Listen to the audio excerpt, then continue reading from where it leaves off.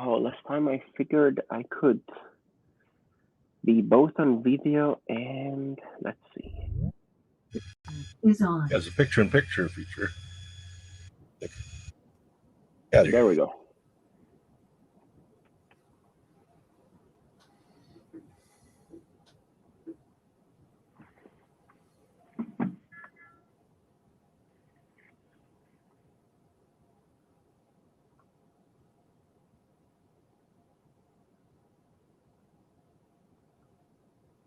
Seems frozen, so. Okay. Well, you can do without my mug. We can switch that off.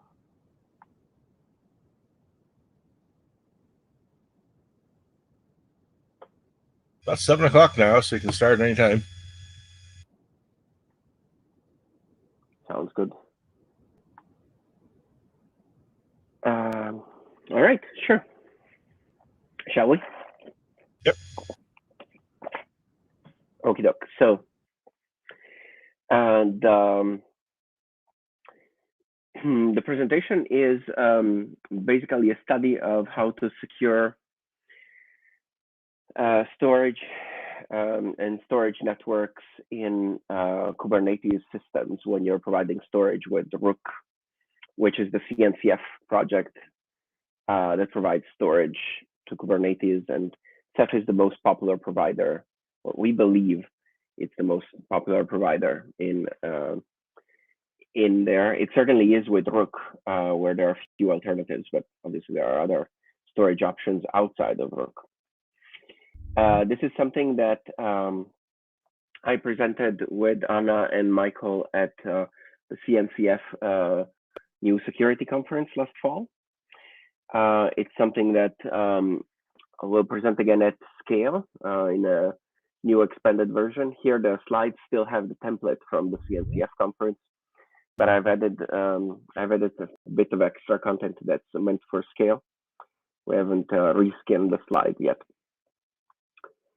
And we're hoping to present this at a few other places this year. The Ceph main conference in Portland, and the probably KubeCon in Spain if we get accepted. And that's the tour that we're planning for these slides.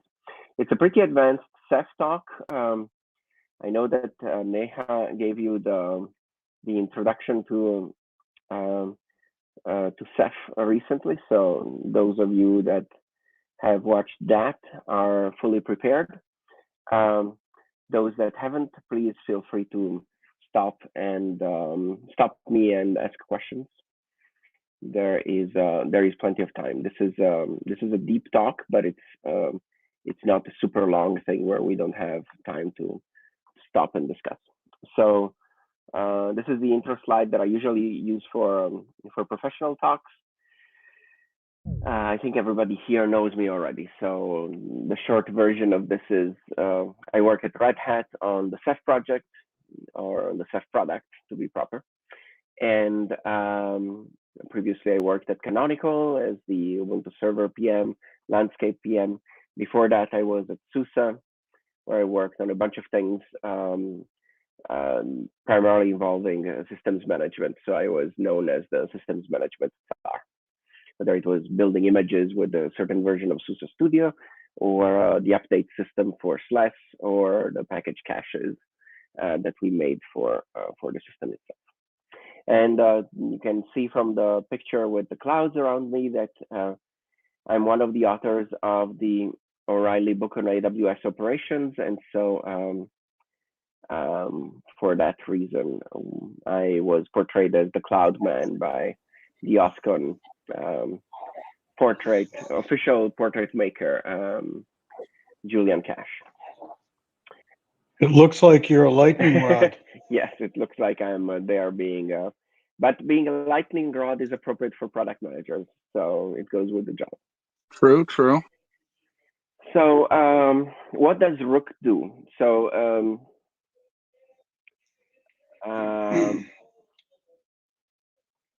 before the CNCF started, we used to complain that OpenStack was complicated with too many projects and too many vendors. And now we have exactly the same thing under the CNCF with Kubernetes. So the more things change. So the thing here is what OpenStack did in terms of orchestrating virtual machines, Kubernetes does in terms of orchestrating containers. And while Kubernetes has exploded since its 2016 introduction, both commercially and in terms of complexity, I think one could argue that Kubernetes is a little bit less haphazard than OpenStack was at its height because Google provided technical stewardship and direction and basically made choices, which in OpenStack nobody made. In OpenStack, everything had to be possible. So it was initially slightly better, but now we're in the situation where Kubernetes has to fundamentally cover the entire market for data center, which makes it a pretty sophisticated platform, and that brings complexity. It needs to work at the edge, it needs to work in the data center. Usually what I tell my team is that if you're running a data center, bare metal shouldn't be your target. A software-defined data center should be your target at this point. And realistically, if you're going to run a software-defined data center today, Kubernetes should be your choice. At least that's what I and Red Hat and IBM would argue.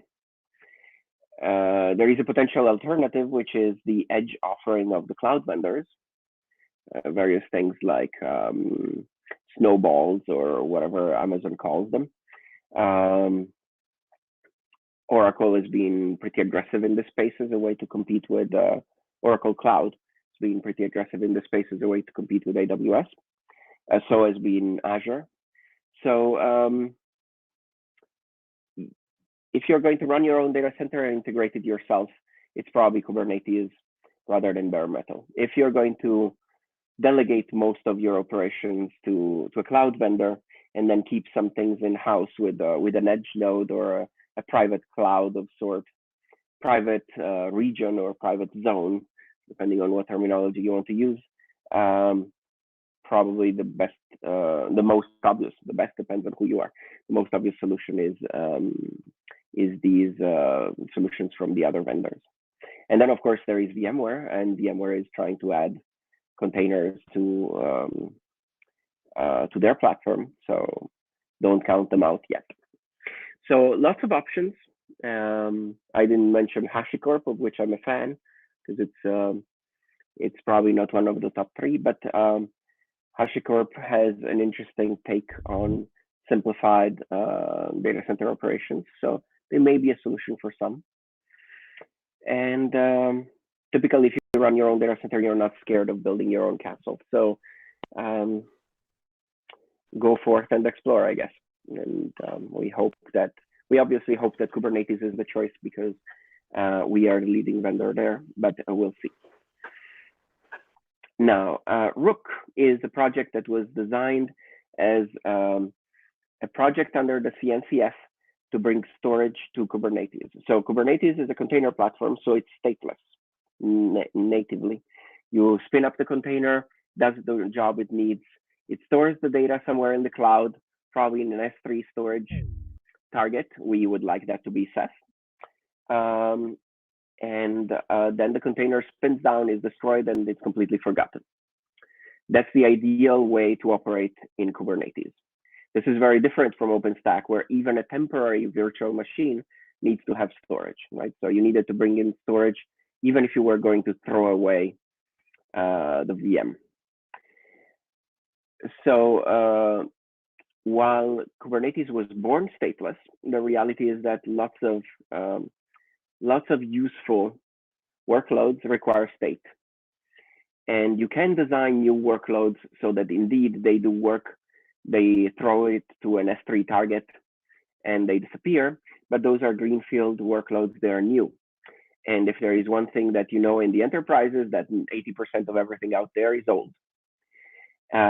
So as people are moving old workloads to new platforms, if the new platform is Kubernetes, they need local storage to be persisted, and that's what Rook does.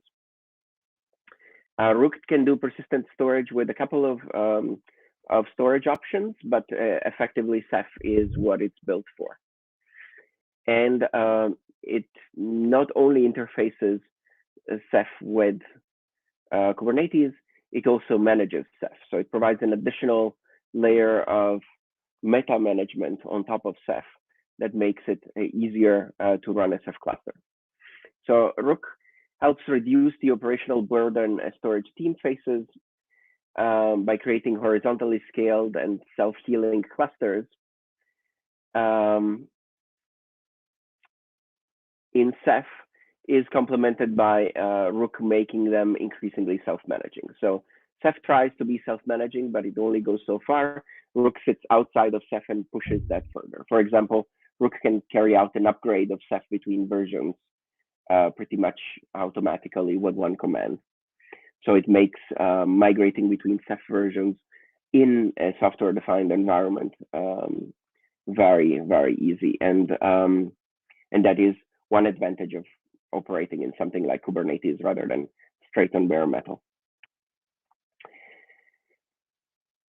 So you can have, we can approach self-managing for Ceph more, and we can also approach self-scaling at some point, responding by allocating new nodes if the demands for the storage system increases.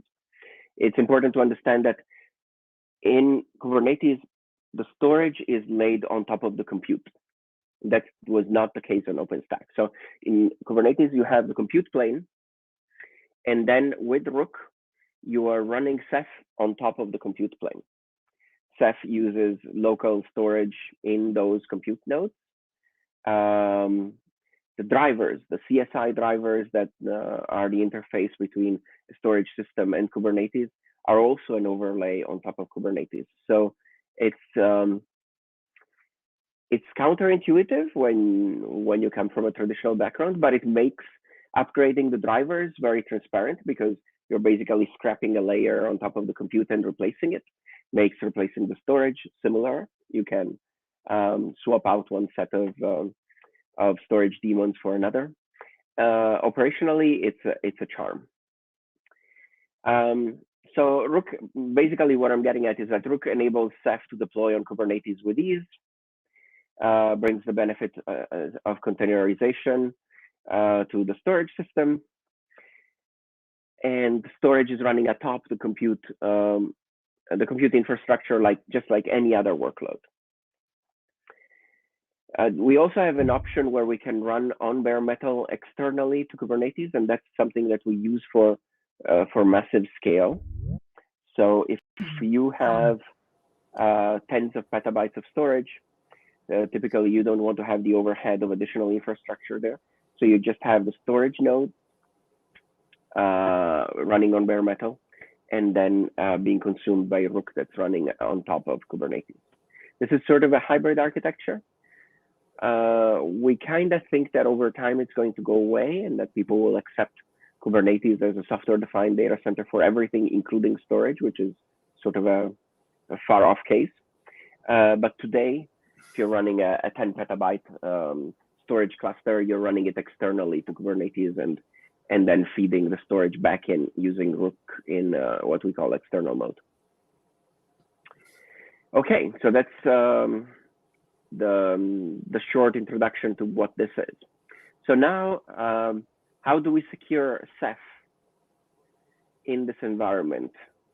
And how do we secure Rook in this environment? So security practices tend to harden a specific point of the infrastructure. And cherry picking practices without a model of the threat and who the attacker is not a viable strategy. So the joke usually goes, if you want to protect from all possible threats, you need to turn the computer off, bury it in concrete, drop it at the bottom of the ocean. In other words, it's completely unusable. And even then, if your data is valuable enough, your adversary will find a way to dredge the ocean and bring up that computer and steal your data. So security needs to be defined in the context of a threat model. Are you facing scripted kiddies or the GRU or the dreaded privileged insider? These are very different scenarios. Some of these want to steal your data. Others want to crypto lock you and hold you for ransom.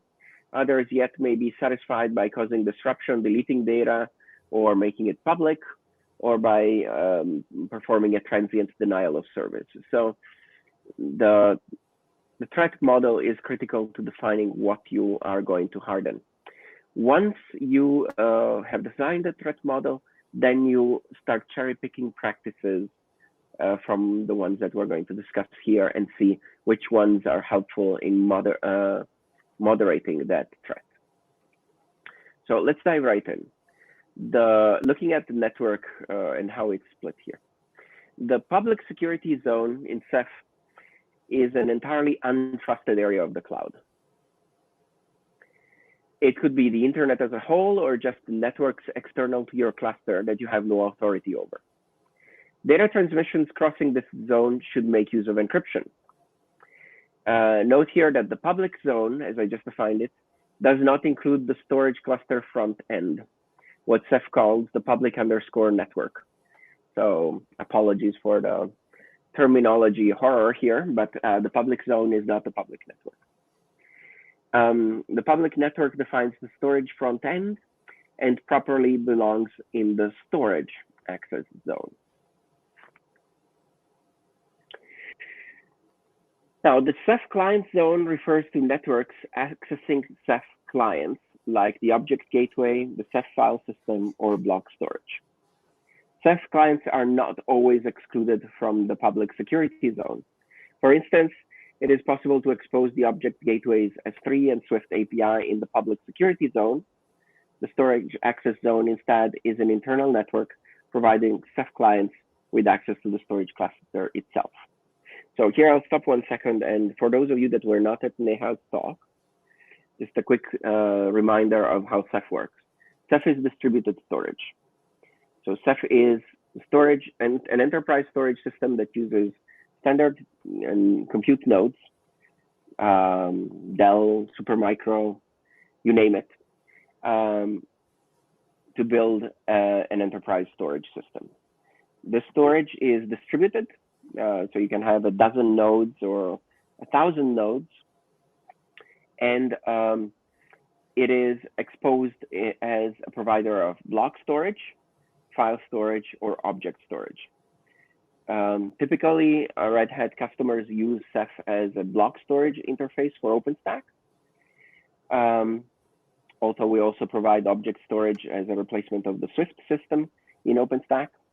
In Kubernetes, we provide block storage for what are called PVs, so persistent volumes in Kubernetes, backed by block storage, or PVs that are backed by CephFS, in case they're shared between multiple containers, so they need to have a file system to arbitrate access. The third area where Ceph is very popular is building very large on-premise S3 object storage clusters.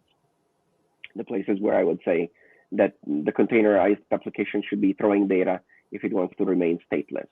So from our point of view, if you build a stateless application like the fathers of Kubernetes wanted, and then you push the data to Ceph over S3, we're perfectly happy with that.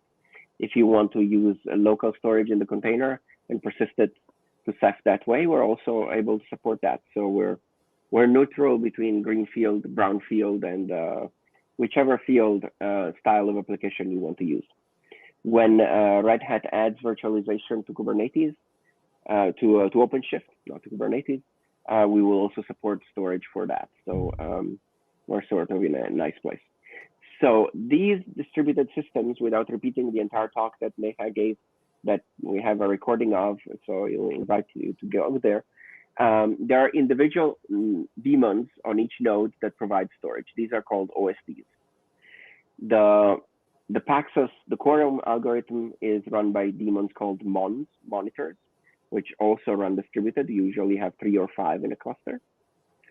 And then there are dedicated daemons that provide specific protocols.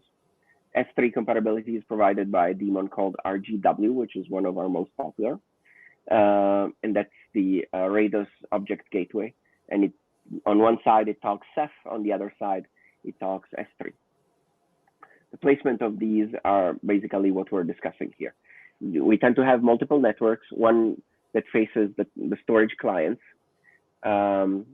internal networks that's used by the Ceph components to talk to each other, and that is often secured by just segregating who can access it. And so it's sort of considered a safe network. It would be like being able to open the door to your NetApp appliance and tapping into the backplane directly. It's the kind of network threat that you have to protect against if you have a privileged insider attack model. But most people don't have the privileged insider threat, so they don't go to that extreme level. And so this is where these different networks fall in.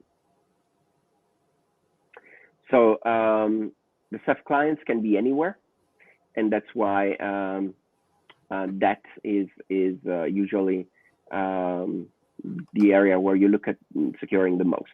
While the private network that Ceph components use to talk to each other is something that you can separate either physically, because you need to dedicate enough bandwidth that you are going to create dedicated network anyway, or virtually by using a VLAN. So that kind of layer separation is usually considered sufficient and not requiring encryption or additional privilege separation. So hopefully that makes sense.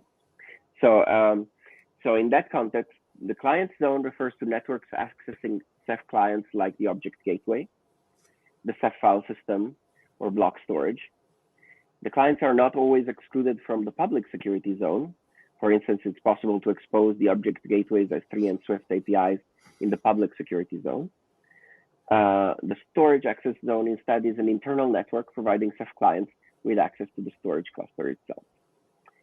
And finally, the cluster zone refers to the most internal network, providing storage nodes with connectivity for replication, heartbeat, and backfill, and recovery tasks. These are basically the internal storage nodes talking to each other and only to each other. This zone includes the Ceph cluster's backend network called the cluster network in Ceph, cluster_network. Operators often run clear text traffic in the cluster zone, relying on the physical separation or VLAN separation of the network from all other traffic. This would not be a valid choice. I already said this, so no need to repeat, but this would not be a valid choice if you are concerned with privileged insiders. But these four zones are separately mapped on or combined depending on the use case and the threat model you use. And here is an example of security zone, access, storage access zone, and cluster zone, and who gets to speak on what.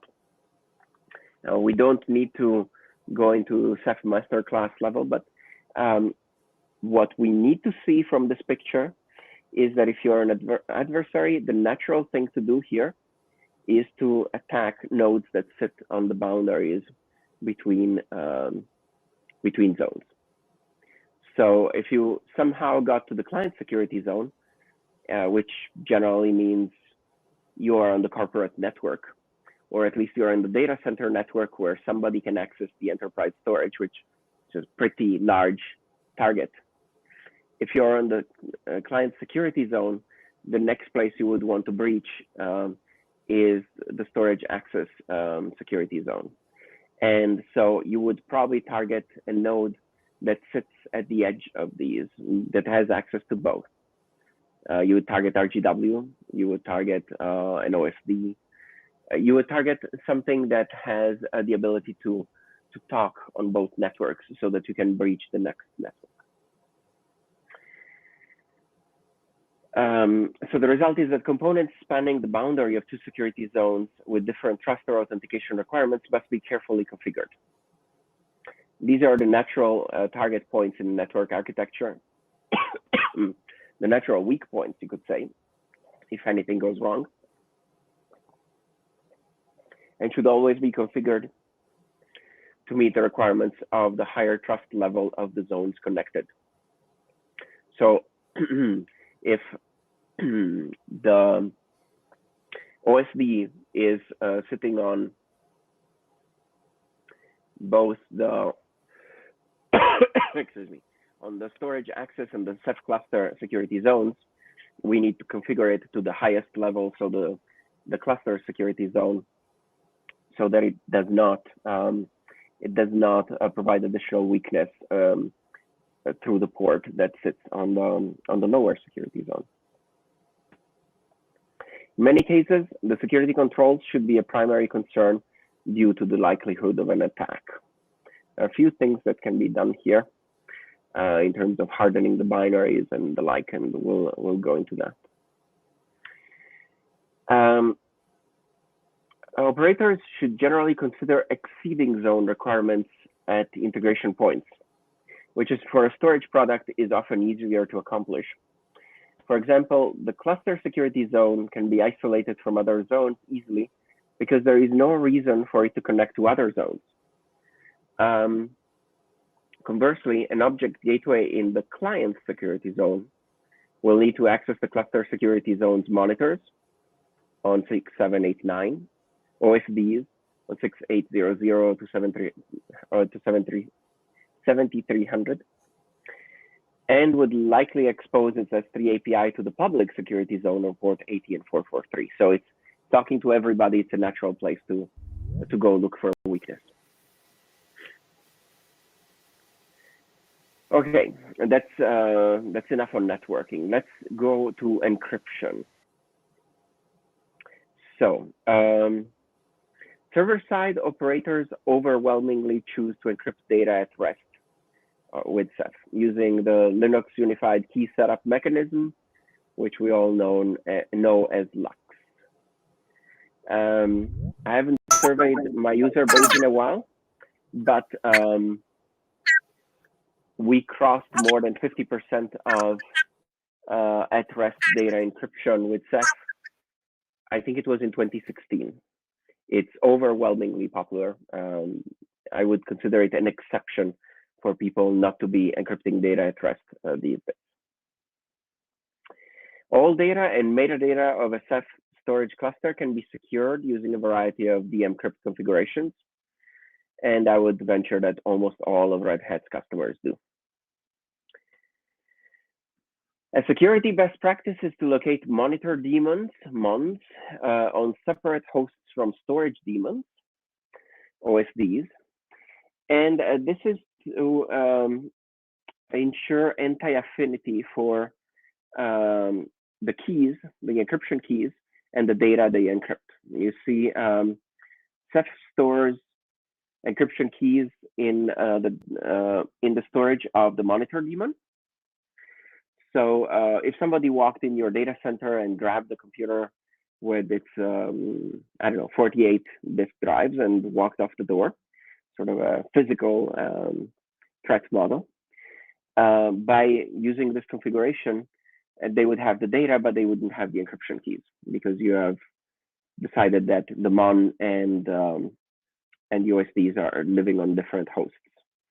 Additionally, you should encrypt the keys on the monitor as well by using an encrypted file system on the host that runs the MON. But the anti-affinity would be the first part. Encrypting the the storage for the MON would be additional. This results. We already covered the threat model here, so no need to go into that again. The object storage gateway has additional capabilities, including encryption at ingestion time. So this is the RGW gateway that I mentioned before that provides the S3 interface. Instead of encrypting data at rest on the file system, which is something that we can do for all ways of storing data in Ceph, the object gateway has the ability to receive S3 objects and encrypt them on the fly. And the reason why this is interesting is that there are a few things that are different here. When RGW does this, it can take the keys from the end user. So instead of operator managed keys, which is what you get with LUKS, you have user managed keys. So you can delegate to the users their own encryption, which may be desirable or may be undesirable, but it is an option. So per user keys instead of per drive keys. The other thing that's interesting of RGW in this context is that RGW can manage the rotation of the keys for the disk keys or for the user keys using tools like HashiCorp Vault. RGW supports a standard that Amazon basically has defined, AWS SSC KMS, and that gives us a little bit additional capabilities here.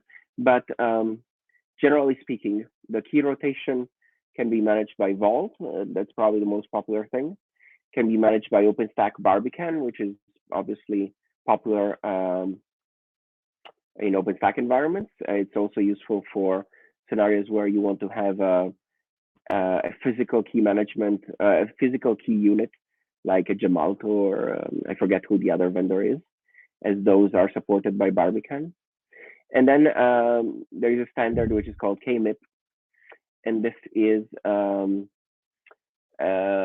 something that a number of products support, like the IBM Key Manager. It used to be called Spectrum. Now it has a new name. I think it's called Guardium. The IBM Key Manager can also do the same using this protocol. The ciphers that are used in all of these encryptions are certified under FIPS 140-2 Department of Defense directives. So people that need to meet FIPS 140 can do so by configuring RHEL to provide only the appropriate ciphers. So RHEL experts know that you can set up RHEL in FIPS mode, and then it provides only DoD certified encryption, and Ceph only Ceph doesn't come with its own encryption. It takes it from the operating system. So while Ceph is not FIPS 140 certified, RHEL is, and Ceph will basically use the certified cryptography from RHEL. Okay, that's all for encryption at rest. Now there is encryption in transit, which is another funny one. Now, the easy way is that network communication can be secured by turning on Ceph protocol encryption in the Messenger v2.1 protocol. The Messenger protocol is how Ceph nodes talk to each other, but also how Ceph clients talk to the Ceph cluster. With with 2.1 protocol, which has been out a few years now, I think it was introduced with Nautilus, which was what became Red Hat Ceph Storage 4.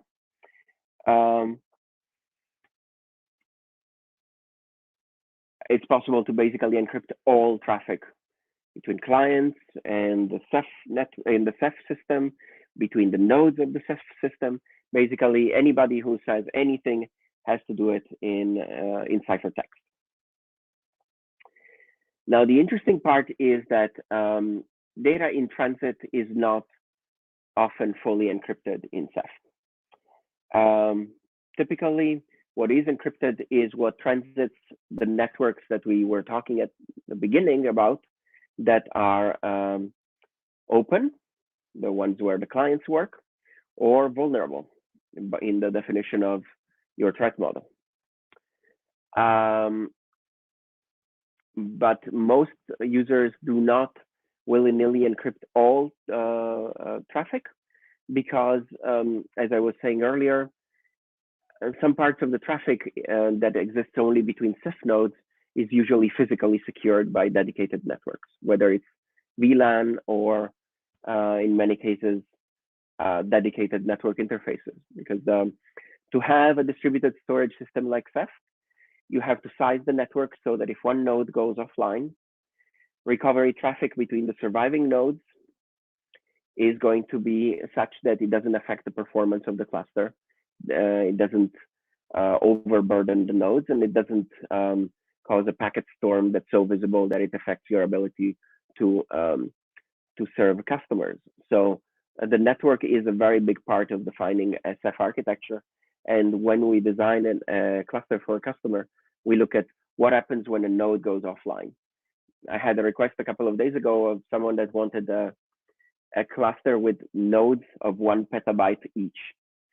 And I said, well, that may be overdoing it, because if one of your nodes goes offline, the remaining nodes need to replicate 1 petabyte. It probably would be relatively easy to do if it was a 10 petabyte cluster, because replication itself is many to many. So thanks to the factorial function, once you're over 7 or 8, pretty much anything goes. The many to many communication takes care of almost anything. But in this case, it was a 4 node cluster with each node being 1 petabyte. So the surviving cluster would have only had 3 links, replicating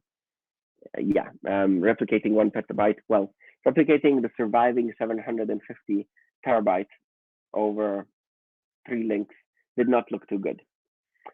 So for these reasons, and there are typically dedicated network links in SF cluster, and these dedicated network links are private. So customers that are on the relatively lightweight side of the paranoid scale decide not to encrypt those.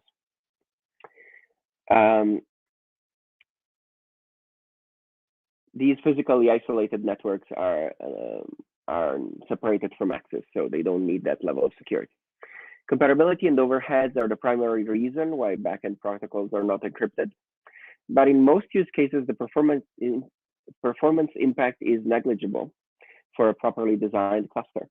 If you have the right number of nodes for your storage, if you have designed the cluster correctly, you can turn on encryption and it will be shadowed by other things like network latency. The reality is that when your storage is distributed over multiple nodes, it's never going to have the latency of local storage. That's a simple reality. One of the best ways to upset someone who works in distributed storage is to do a benchmark comparing them with local storage and say your product is slower or your project is slower. It's like, yeah, but that's totally unfair. Of course, you have to compare distributed storage with distributed storage. You cannot compare with network storage. Even on AWS, you don't compare EBS, which is distributed storage, and network storage with a local ephemeral drive. You can't.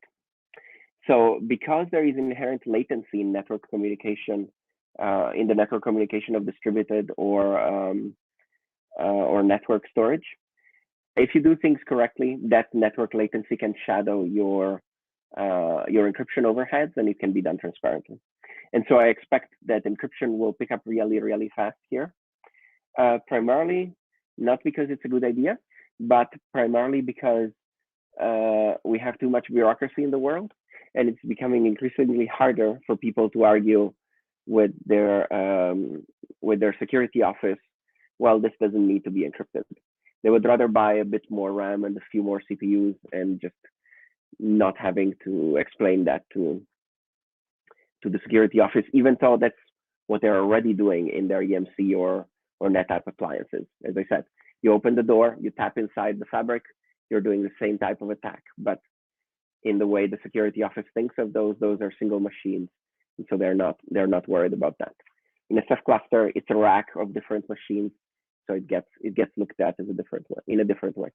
That's fine. I'm all for more encryption. It's just a little bit of security theater, unfortunately, but if it gets more encryption, why not? In general, you should maintain proper network hygiene and have firewalls at the individual nodes so that only the ports that you plan to expose are exposed. Looking at more specific protocols, S3 service is usually secured between RGW and the S3 client. These are the in-transit networking things that are done by every customer. So the exact opposite of what I was saying. Backplane communication is not encrypted by most of them. the ones that I'm talking about now are encrypted by all of them. So if you're providing the S3 service, usually between RGW and the S3 client talking to RGW, there is TLS on port 443, as you would imagine. Plain port 80 unencrypted is an option for things that don't need to be encrypted, like if you're serving web pages and you want to serve them in the clear, that's okay. But any data that you serve that is not public needs to be served over TLS, and that's what I would say all S3 customers using RGW do. TLS termination at HA proxy is a special case. So sometimes customers put HA proxy in front of RGW. And so in that specific case, TLS termination goes from the client to HA proxy, and then HA proxy needs to be in the appropriate security zone because it is going to talk in clear text to RGW. So you're going to put RGW out in a safer zone. It doesn't need to be on the public facing front because HA proxy is the one that's exposed. And so HA proxy can talk in the clear to RGW because the interface of HA proxy to the inside and RGW's S3 interface in that case are in a protected network. Okay, so standard practices like firewalling individual nodes obviously apply. These were the song of my Harvard advisor. Harvard has a network of about 100,000 machines, or had a network of about 100,000 machines when I was studying there, which has been a while. At the time, Harvard did not have a perimeter network around all of Harvard because my advisor thought that it was pretend security. Because when you have 100,000 machines, you're going to be attacked from inside the perimeter by another one of those 100,000 machines, not from the outside. And so his policy was that every node individually had to have its own firewall, not Harvard as a whole, a firewall for 100,000 machines. That wouldn't accomplish anything. And so I'm singing his song here, and I think he was right even for the small scale. So that's what I'm advocating. Now, let's look at Rook. So I need to give you a little bit more Rook terminology that probably not even Neha gave you. So CRDs are resource definitions in the Rook format, which are basically YAML files. You can think of them as configuration files for Rook. Now, security preferences can be encoded in CRDs,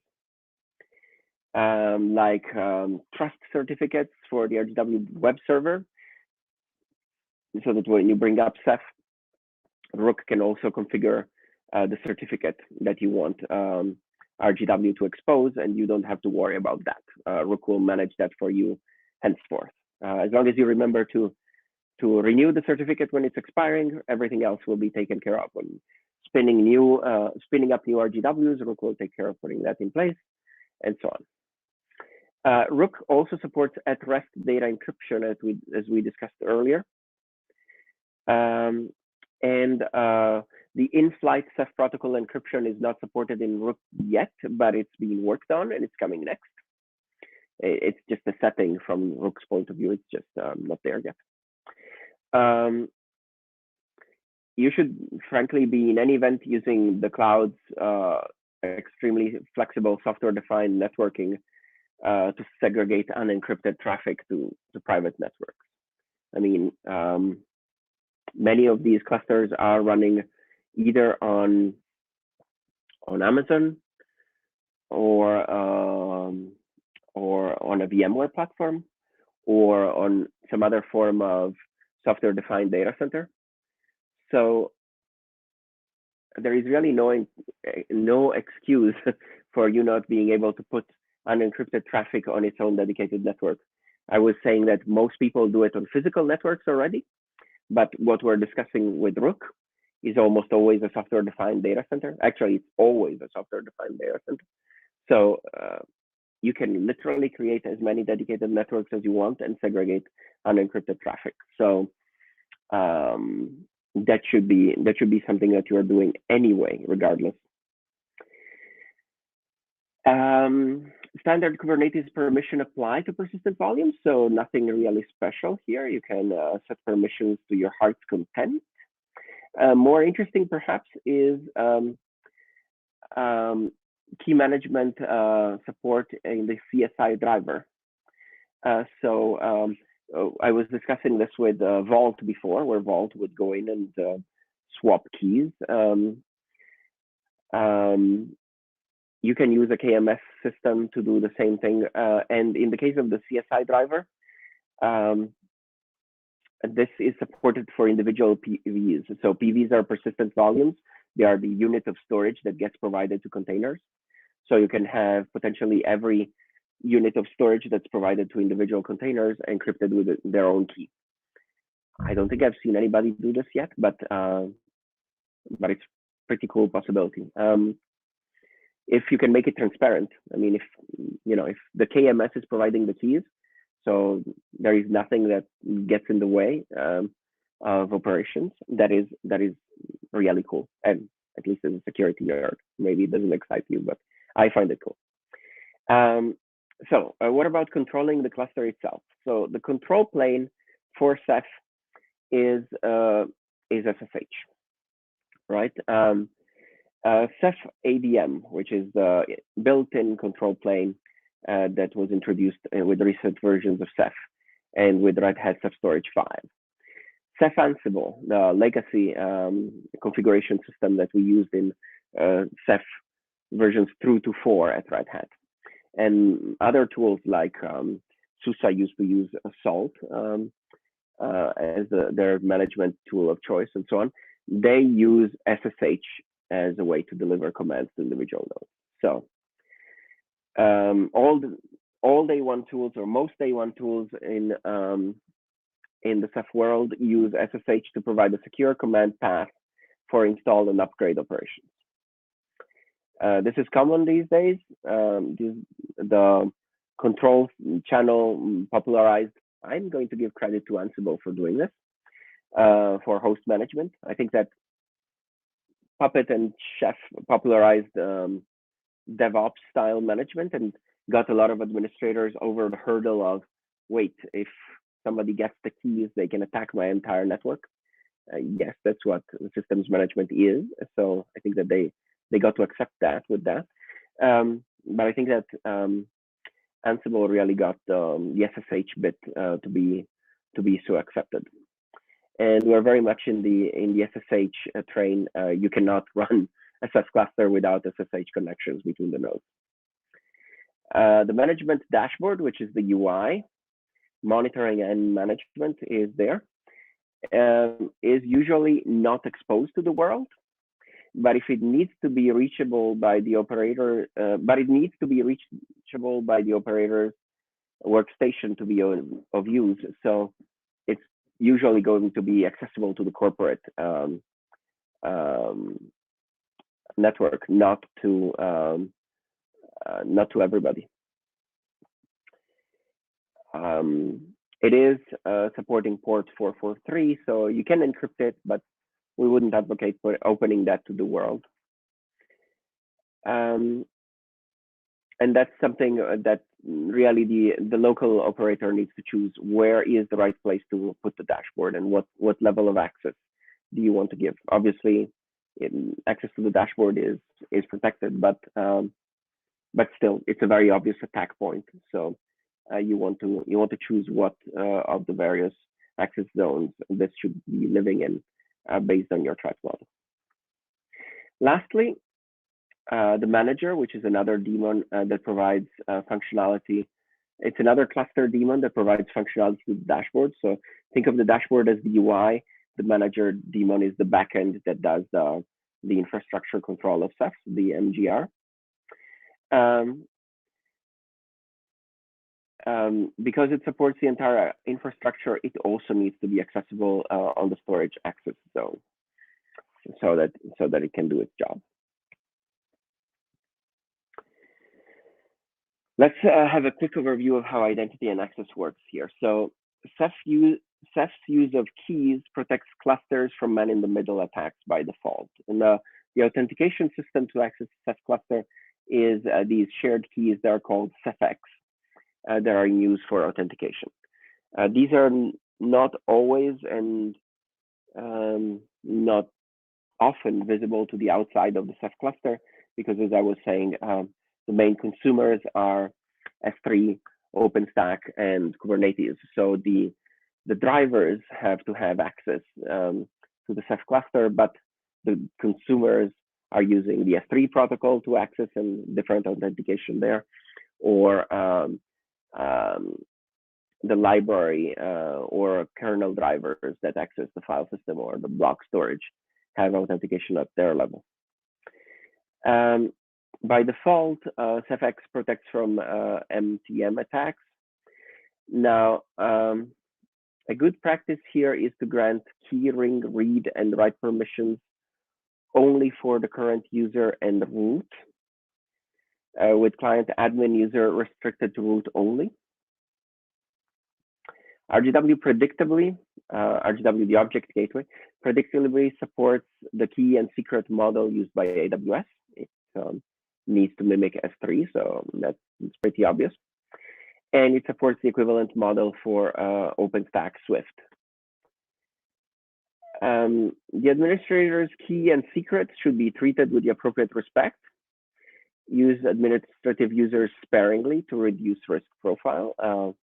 There really shouldn't be a need to use an administrative user with S3 most of the time.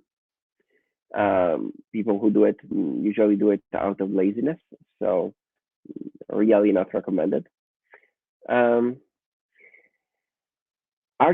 user data is stored in Ceph pools, which should be secured as we discussed previously. So data at rest encrypted, nothing strange there. So the data at rest encryption is done at the level of the Ceph cluster.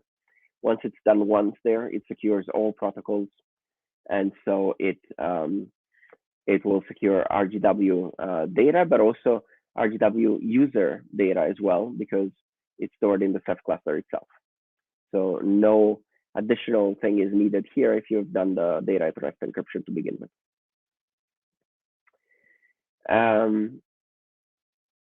LDAP, Active Directory, and Keystone, the OpenStack authentication, are supported as identity vaults, so the users can be coming from there.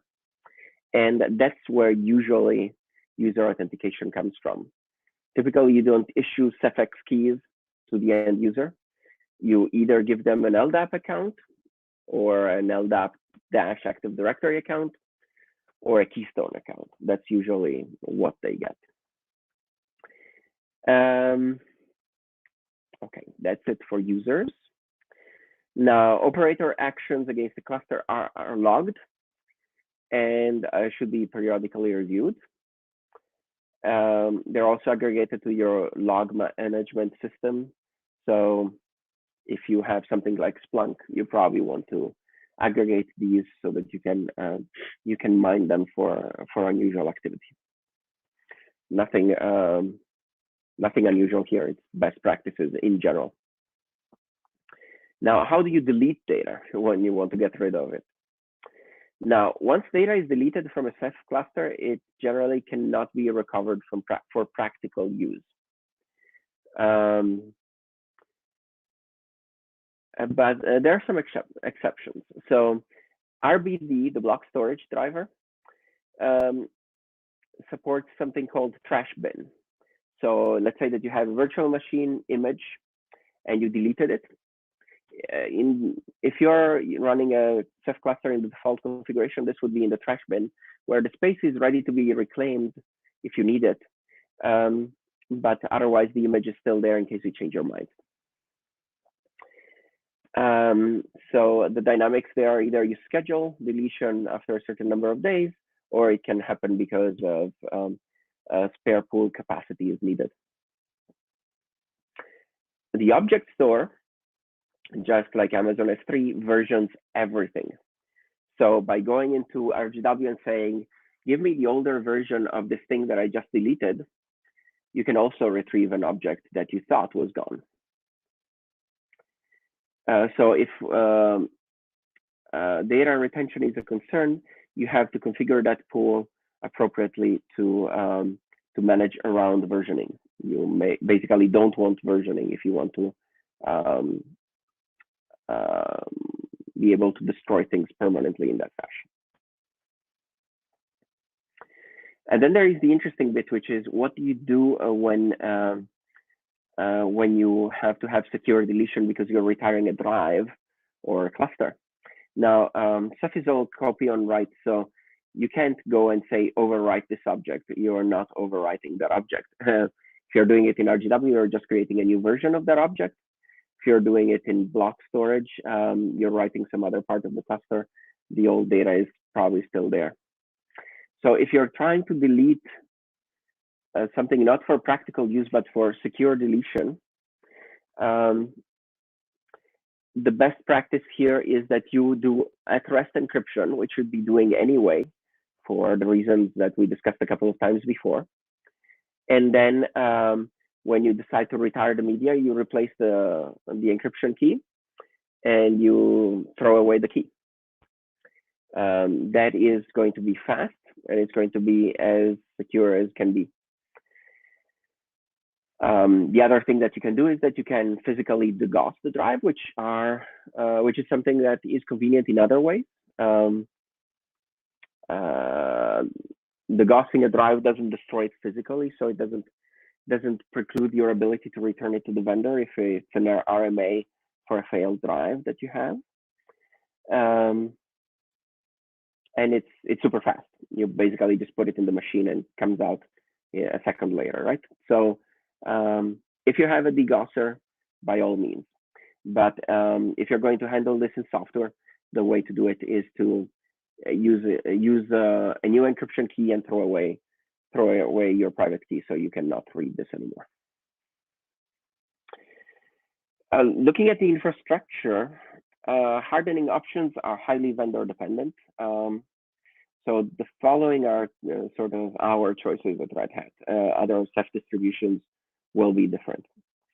Now, we ship with SE Linux on by default in enforcing mode, and that shouldn't be a surprise for anybody, given that SE Linux is sort of a religion over here. We can make use of FIPS 142 ciphers, as I detailed before. These always trail the most recent version of RHEL and the most recent version of Ceph because it takes a while for us to submit the code to the Defense Information Security Agency and getting the certification back. In election years, where DISA is busy securing federal election infrastructure, this gets particularly long. But in non-election years, this is just a few months. So we've been catching up since the election, and right now we're at 8.2. We have submissions for 8.3 and 8.4 in, and I think that they're going to be coming back pretty quickly because they've been there already for a while, so they're sort of due. Hardening of binaries is also of interest. I believe Red Hat Ceph storage binaries use these, but I need to double check. These are basically options of what is allowed in terms of binaries. These are kernel options of what is going to be allowed in terms of what you can do with system calls, what you can do in terms of messing around with the stack and so on. So I would recommend all of these and a few more, but these are a good start. Pi is position independent executables. SecComp is, I believe SecComp is the one that restricts the system calls you can make. ASLR and the other two versions of those restrictions are similar. They just operate on different parts of the binary. So there is actually another presentation that I gave at BYU many years ago, which is the security hardening of the Ubuntu kernel. I go over all of these options individually if you're curious. It's a really long presentation, but and it's interesting if you want to see what all of these binary hardening options can do. And I don't think that all of the AES-LR strategies were available then. So there are a couple that are probably not in that presentation, but most of them are there. Okay, so hope it wasn't too dense. That's what we have. Thank you, Federico. Yeah, thanks, Federico. Thank you, sir. So a couple of resources. Managing and securing Kubernetes secrets. Oh, I forgot to mention this when I was talking about Rook. I somehow skipped over this. Kubernetes secrets are just hashed. They are not encrypted. And they're hashed with a one-way hash. I'm sorry, with a hash that's easily reversible, not a one-way hash. So I didn't see Bill Ricker, but he would have lots of jokes about that as a strategy for keeping secrets. Yeah, I'm being good. Okay, so that's not security. That's just obfuscation. If somebody is looking over your shoulder, they cannot really copy down the gibberish fast enough. But if somebody can copy down the string, they can reverse that trivially. So there are strategies for managing and securing Kubernetes secrets, and you should use all of them. Rani Osnat at Acquia has written a very nice tutorial about that. The problem with Kubernetes secrets is that because Kubernetes is configured with CRDs, these omnipresent resource files in YAML, if you put a secret in one of these files, it's going to be hashed in the thing, and it's a container, and the container itself should not be a secret. So you can't put the burden of security on the container. You should put your secrets elsewhere. But yeah, this is a good tutorial on how to do it. Federico? Yeah. Are these supposed to be links to resources? Because we're not seeing URLs. Yeah, when I give you the slides, you can actually click on these, and the blue on the slide means you can click and it takes you somewhere. Actually, could you copy and paste them into the chat window? Copy and paste what? The links? Links, yeah. Okay, let me see if I can manage that. Oopsie. So,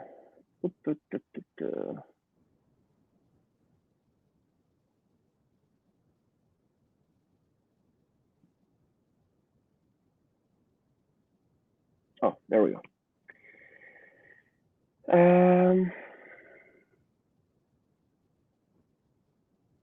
Copy link, let's see. Copy link, and copy link. While I do this, let me talk. So, second one is Michael Hausenblatt and Andrew Martin's Hacking Kubernetes book, which came out quite recently. It has a very nice chapter on storage, and it takes a slightly different tack than I did. So there is something interesting there as well. I've been reading and taking notes myself. I really like their treatment. So that is another interesting thing. Let me see, paste. This one is the Acquia. And the O'Reilly book obviously is not public, but this is where it lives. Data security and hardening guide. This is one of the 22 or so manuals that come with Red Hat Self-Storage. So this one is not public, but it is part of the documentation for Red Hat Self-Storage, and a similar documentation is present in the Ceph project upstream. And then I was talking about the Acquia security tutorial about encrypting secrets. The Kubernetes documentation also has documentation on how to encrypt data at rest. Of course, nobody reads the documentation, but if they were reading the documentation, then they would know how to keep their containers secure, and that is a good bit of docs, if you ask me. So it's worth the shout out. And quite a few people have pitched in here, and the list is ever expanding. So thanks to everybody that contributed. And yeah, basically we are at the, are there any questions point?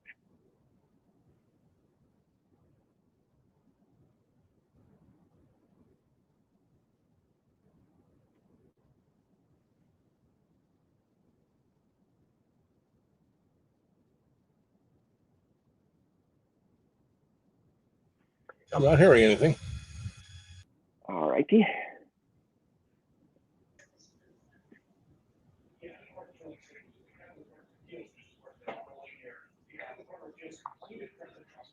I'm sorry, I disappointed Bill with revealing the secret of Kubernetes secrets not being secrets, but that's that's the number one weak spot, if you ask me, of all of this. Yeah, Because well, so many people don't even pay attention to it. Okay. Bill was just being nice. as long as it's like not on the command line so that it shows up in proc.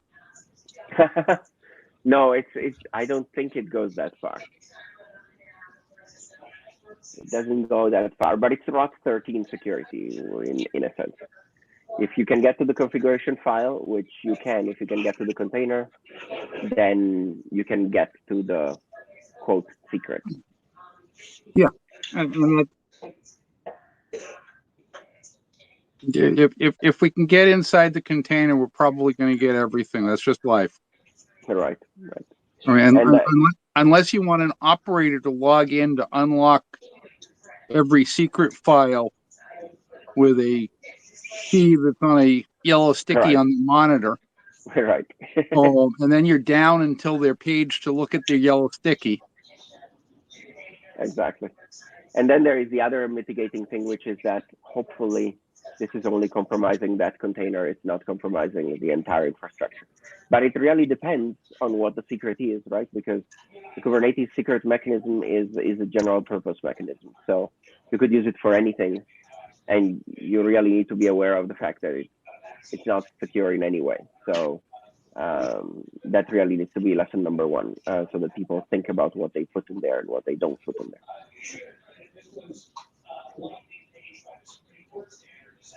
Beyond that, I mean, it's fine. It's the same as when you need to put a password in a bash file. If you have to, you have to think about what you're doing.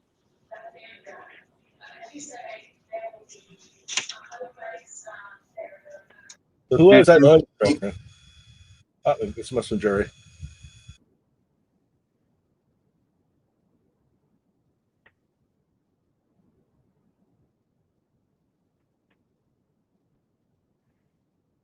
If there are no other questions, I guess we might as well call it a night.